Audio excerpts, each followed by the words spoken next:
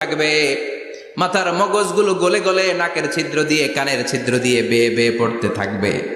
বাবা ছেলের দেখলে দিবে দৌড়, বলবে চিনি না, ইয়া নাফসি আল্লাহ আমারে বাঁচাও, ঠিক কিনা? পীর সাহেব মুরিদ রে বলবে চিনি না, মুরিদ পীর সাহেব রে বলবে চিনি না, ভাই ভাই রে চিনবে না। সব নবী আর সব উম্মতের একটাই জিকির, ইয়া নাফসি ইয়া নাফসি। নবীও জিকির করে ইয়া নাফসি, উম্মতও জিকির করে ইয়া নাফসি। সবাই সাইয়েদনা আদম রে ধরবে, সাইয়েদনা আদম বলবে আমি পারবো না। নূহের কাছে যাও, সাইয়েদনা নূহ বলবে পারবো না। ইব্রাহিমের কাছে যাও, সাইয়েদনা ইব্রাহিম বলবে পারবো না।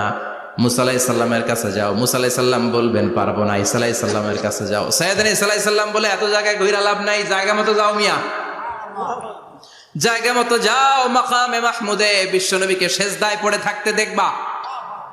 ওই নবী ছাড়া আজকের এই ভয়ঙ্কর আমাদের সবার বিপদের দিন, এই বিপদের দিনে আল্লাহর সামনে দাঁড়িয়ে কথা বলার মতো সাহস আছে?